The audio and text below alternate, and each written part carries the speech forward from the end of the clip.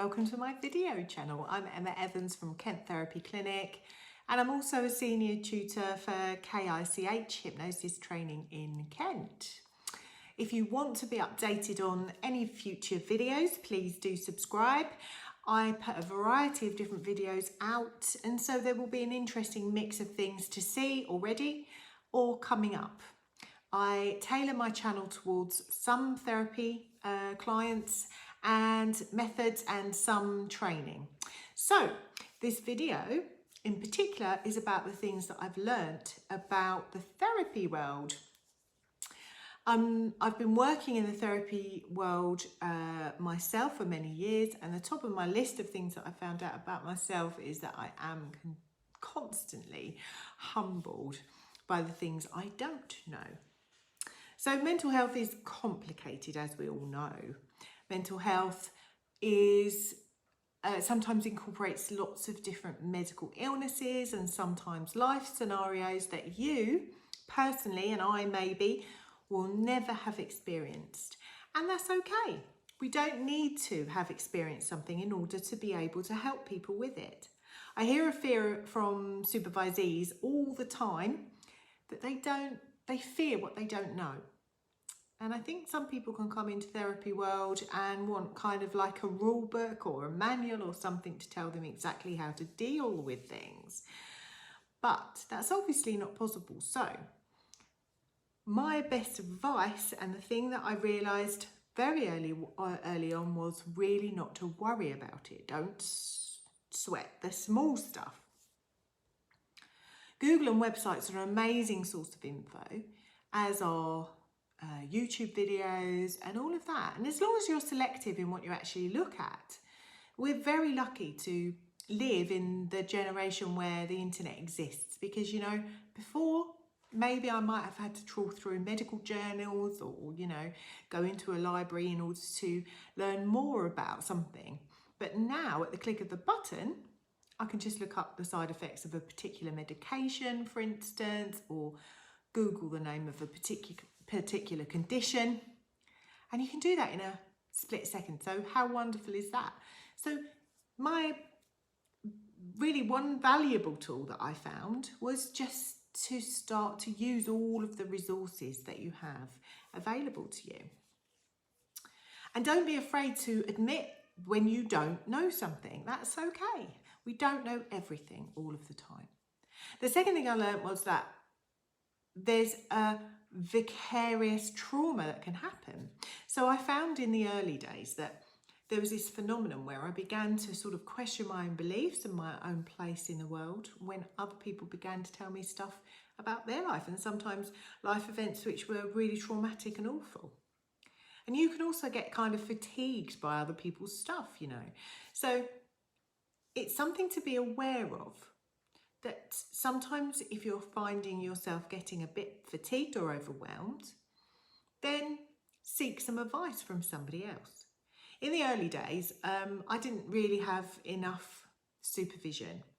And what that led to was an inability to be able to process through my own emotions. So I realised the importance of not only supervision, but occasional personal therapy too. And a lot of us come into the job having had to do extensive counselling and work on ourselves as part of the training, but a lot don't.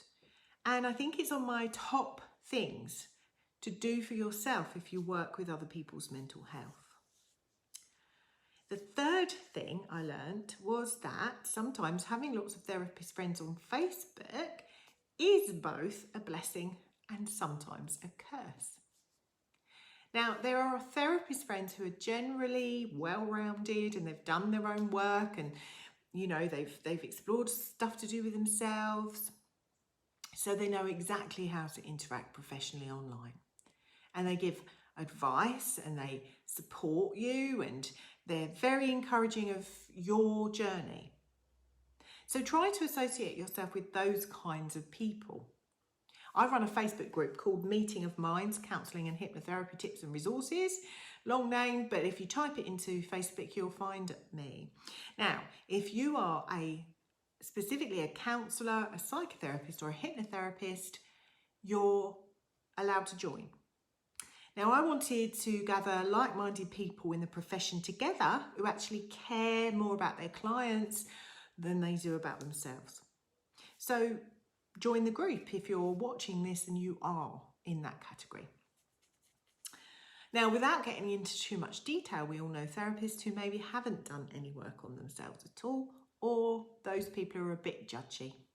All I can say to you on this one is the block button is your best friend, and just don't get involved in any of the drama.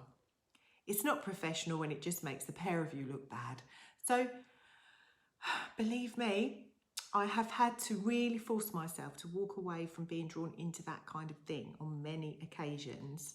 But the best thing to do is just to walk away and to know that what you're doing is integral to the professionalism that you want to put out. And if members of the public saw you or somebody else who needed help, then actually that's really valuable that you keep professional online. The final thing that I learned really is how much business is involved in the business of therapy. You're working in a customer service industry. Just because you're self-employed doesn't mean that you don't have people to answer to, because you might not have a boss, but actually if you mess up with the client, boy, a lot of people are actually going to hear about it.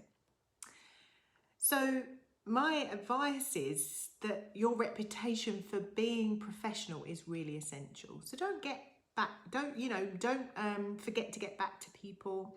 Make sure you do get back to people swiftly. Don't take on people outside of your realm of experience unless you can do the work in order and the training in order to actually help them. And for goodness sake, be visible. It's so essential in this day and age to be seen on social media, or at least have a really, really good website with all the SEO stuff to back it up.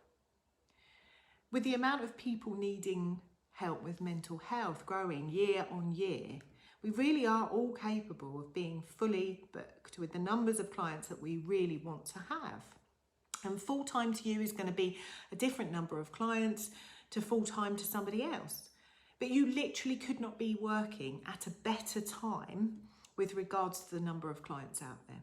There are nowhere near enough therapists to service that entire industry. So if you're not busy, then really start to question what it is that you can do to begin to attract clients to you. And some of that is self-belief. Some of that is putting yourself out there and being able to ask questions if you need to. So if you do have any questions or comments, then please share them below. I'm always open to hearing from others on topics I discuss, so contact me and let's have a conversation. I really hope you've enjoyed this video, and I hope you subscribe to my channel, and I'll see you next time. Take care.